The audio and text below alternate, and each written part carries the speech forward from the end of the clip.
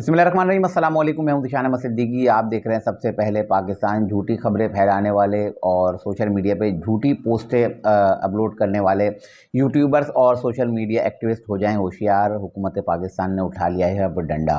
इसके अलावा दूसरी खबर मेरी आज होगी, वज़ीर आला KP के अली अमीन गंडापुर ने अलीमा खान और बुशरा बीबी को दी हैं मुग़ल्लज़ात। ये क्या मामला है, इस पर बात करूंगा। और मेरा तीसरा पॉइंट है, बानी PTI इमरान खान साहब ने दोबारा से कह दिया है कि अभी आखिरी कार्ड तो मेरे पास बचा है। अभी आखिरी कार्ड क्या हो सकता है, इस पर बात करेंगे। लेकिन पहले मैं आता हूं अपने पहले पॉइंट की तरफ कि आपको पता है कि 24 नवंबर से 26 नवंबर तक जो इस्लामाबाद में हुआ, जो रियासत मुखालिफ काम किए गए, उस पर तो अब हुकूमत पाकिस्तान ने उठा लिया है डंडा। क्योंकि हर चीज़ की एक हद होती है और हर चीज़ को एक हद तक बर्दाश्त किया जाता है। लेकिन जब एक चीज़ लिमिट क्रॉस कर जाए तो उसका इलाज करना पड़ता है। इसकी मिसाल कुछ इस तरह से कि लोग बुरा मानते हैं और लोग कहते हैं कि आप किस तरह की बात कर रहे हैं। तो मैं एक मिसाल देता हूँ, अगर आपके घर पे कोई हमला करे और आपके दरवाजे तोड़े, आपकी इज़्ज़त को पामाल करे, तो आप क्या करेंगे? ये तो फिर रियासत पाकिस्तान है और एक एटमी ताकत रखने वाला मुल्क है, और इसमें अगर इस तरह से किया जाएगा तो यकीनी तौर पे रियासत तो एक्शन में आएगी। अब कल एक इजलास हुआ, एक कमेटी बनाई है ना, डिजिटल राइट प्रोटेक्शन अथॉरिटी एक बनाई है।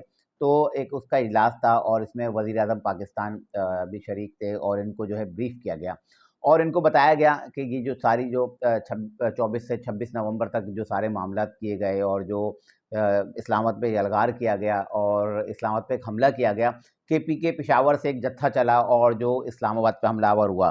अब इनको ब्रीफ किया गया जिसमें इनको बताया गया इस सारे मामले में तकरीबन 1100 अफराद को जो है गिरफ्तार किया गया है और दीगर लोगों की शनाख्त की जा रही है, जिसमें अरकान कौमी और सूबाई असम्बली भी है PTI के, जो लोग असले लेके आए थे। और क्योंकि शनाख्त का अमल जो है अब तेज़ी से जारी है, FIA को जो है इसका जो है पूरा इख्तियारात दे दिए गए हैं, उनको फ्री हैंड दे दिया गया है FIA को कि आप जो है जो लोग हैं उनको शनाख्त करें और उनको जो है करें गिरफ्तार।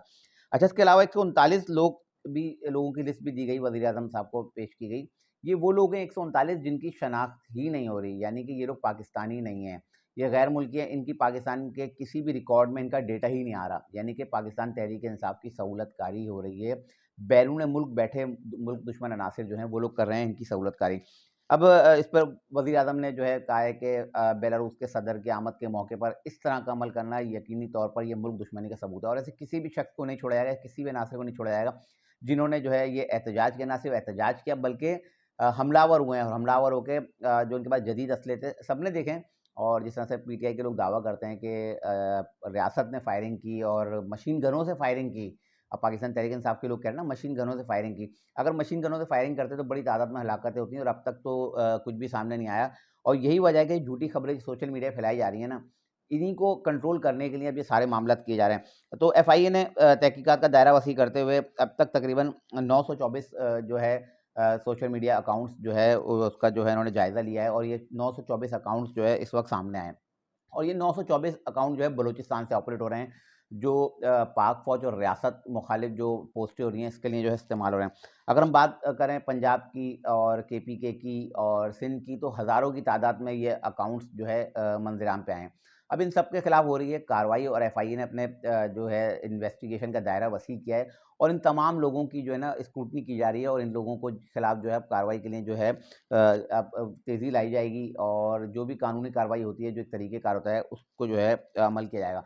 अच्छा, दूसरी तरफ अगर मैं बात करूँ ना, पाकिस्तान तहरीक इंसाफ के अपने लोग भी सोशल मीडिया की ज़द में आए हुए हैं।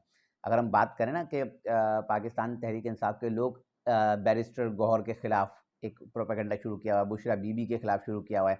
तो PTI के अपने लोग ही जो सुभान अल्लाह अल्हम्दुलिल्लाह जो है जो इन्होंने पौधा एक लगाया था ना इमरान खान साहब ने दूसरों के लिए कि एक सोशल मीडिया पे बदतमीज़ी का कल्चर जो मुतारिफ कराया था, अब उसका शिकार खुद पाकिस्तान तहरीक इंसाफ के लोग हो रहे हैं। अब बैरून मुल्क बैठा हुआ जुल्फ़ी बुखारी, वो किस तरह से जो है इन लोगों की ट्रोलिंग कर रहा है, शहजाद अकबर किस तरह से जो इनके खिलाफ जो है ट्वीट कर रहे हैं और बता रहे हैं कि यही बैरिस्टर गौहर जो हैं, इनको ये पार्टी के चेयरमैन नहीं हैं और इन पे हमने एतमाद किया, लेकिन ये 50-50 हैं, बैलेंस हैं ये 50% PTI के साथ ना, 50% ये एस्टेब्लिशमेंट के साथ हैं।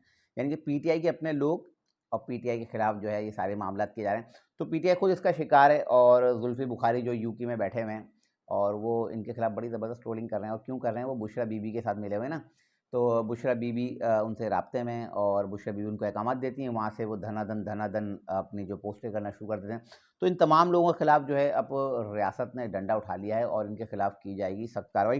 तो लिहाजा तमाम यूट्यूबर्स और जो फेसबुक पे जो झूठी फेक पोस्टें चला रहे हैं कि वो फ़लस्तीन की तस्वीर उठा के चला रहे हैं कि इस्लामाबाद में सब कुछ हुआ है।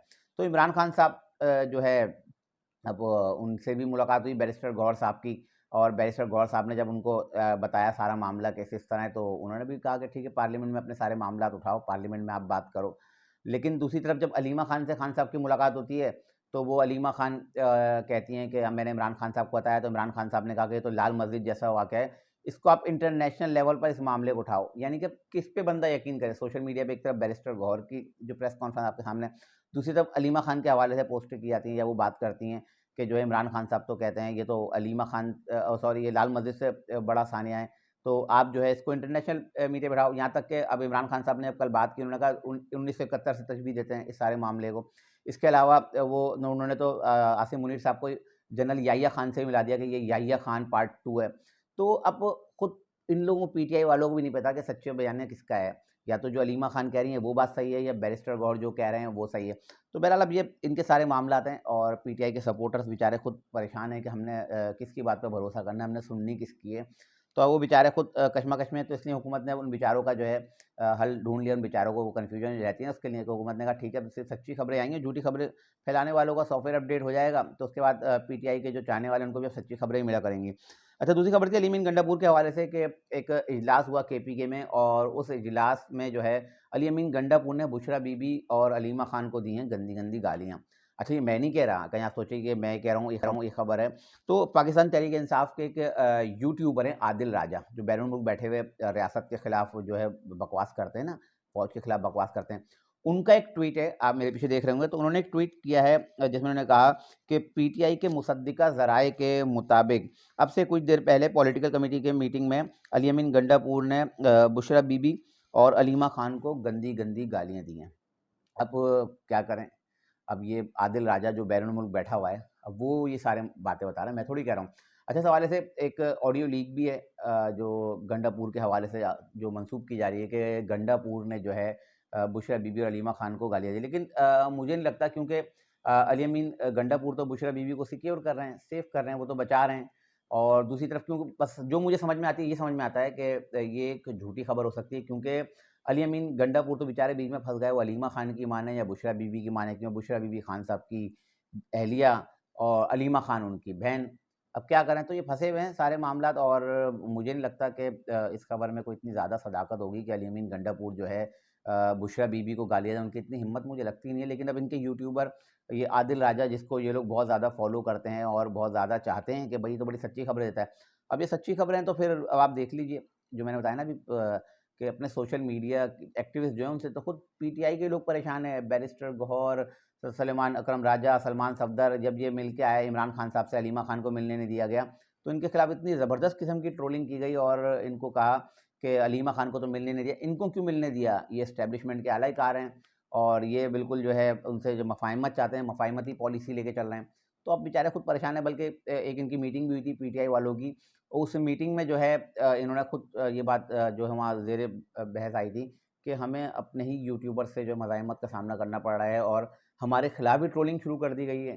तो ये वही चीज़ है ना, जो आपने बीज बोया था, अब उसका ख़मियाज़ा आप लोगों को खुद को भुगतना पड़ रहा है। अच्छा, बानी पीटीआई की कल हुई है मुलाकात और सहाफ़ियों से उन्होंने की गुफ्तगू, जिसमें उन्होंने बताया कि अभी आखिरी कार्ड तो मेरे पास बाकी है और आखिरी कार्ड खेलना तो अभी बाकी है। अब मुझे लगता है ये भी उसी तरह उस साइफ़र उन्होंने कहा था ना, तो कि तुर्क का पत्ता तो अभी मेरे पास है। फिर एक साइफ़र लेके आ गए और उस साइफ़र के जुर्म में भी अंदर हैं खान साहब, और उनके खिलाफ मुकदमात दर्ज हैं और इनके खिलाफ एफआईआर है। बहुत सारी घटनाएँ, इसके फिर 9 मई हुआ, 9 मई के बाद फिर एफआईआर है। तो अब इनका आखिरी कार्ड क्या हो सकता है? अब ये तो क्या कह सकते हैं। मुझे लगता है कि शायद क्योंकि अब ये एहतजाजी तहरीक और फाइनल कॉल से तो शायद ये बाज़ आ गए होंगे, क्योंकि शायद मैं ही वो वाहिद पहला बंदा हूँ जिसने कहा था कि पाकिस्तान तहरीक इंसाफ की जो फाइनल कॉल है वो बदतरीन नाकाम होगी, और वो सब आपने सबने देखा कि अब तो केपीके के लोग भी नहीं आएँगे, क्योंकि केपीके के जो मैंने बताया ना 1100 ये लोग बताए, और इसके अलावा 139 जो बैरून मुल्क से बुलाए थे शरपसंद, ये बेचारे जेलों में पड़े हैं, इनका कोई केस लड़ने नहीं आ रहा, और इनके कोई देखने वाला नहीं है, कोई पूछने, बेचारे गरीब लोग हैं, सर्दी में ठिठुर रहे होंगे, मर रहे होंगे।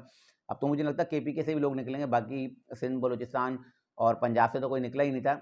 और वो खान साहब ने ऐसे कल एक परसों उन्होंने मीडिया टॉक की थी, तो उन्होंने बड़ा चढ़ाया था पंजाब वालों को ना, कि मैं पंजाब के गयूर पंजाबियों को सलाम पेश करता हूँ कि वो मेरे लिए निकले और वो बाहर आए और उन्होंने जद्दोजहद की, पता नहीं कहाँ की थी, खैर बहरहाल वो खान साहब दिल में भी हंस रहे होंगे, चलो मैंने तो ऐसे चढ़ा दिया। तो खान साहब की आखिरी कॉल, सॉरी, आखिरी कार्ड क्या हो सकता है? आखिरी कार्ड यही होगा कि खान साहब जो है बोलेंगे कि इस जो फौज का जो मामला है और जो दीगर जो मामला थे, इन पे दोबारा से चढ़ाई कर दो, या वो आखिरी हल है कि वो भूख हड़ताल पर बैठ सकते हैं, कि मैं जो है अब भूख हड़ताल पे बैठ रहा हूँ, और जब मेरी जान को खतरा होगा, जब मुझे कुछ होने लगेगा, तो ऑटोमेटिक ये रियासत जो है हिल जाएगी, और इनकी जो है चारों खाने चित कर दूंगा मैं भूख हड़ताल पे बैठ के, क्योंकि वो कुछ किताबें पढ़ रहा है ना इस तरह की जेल में बैठकर। तो आखिरी जो उनका कार्ड लगता है, मुझे ये लगता है कि शायद खान साहब खाना पीना छोड़ दें, भूख हड़ताल पे बैठ जाएं, और इस हुकूमत को तंग कर दें, अब खिला के दिखाओ मुझे खाना, अब मैं भूख हड़ताल पे बैठ गया, अगर मुझे कुछ भी होता है, तुम लोगों की बदनामी होगी, इंटरनेशनल लेवल पर तुम लोग जो है जलील और रुसवा हो गए। तो मैंने कहा ये चंद खबरें थी जो मैं आपके साथ शेयर कर दूँ। इंशाल्लाह मज़ीद खबरों और नई तज़्ज़िए के साथ फिर हाज़िर होऊँगा, तब तक के लिए इजाज़त दीजिए। अल्लाह हाफ़िज़।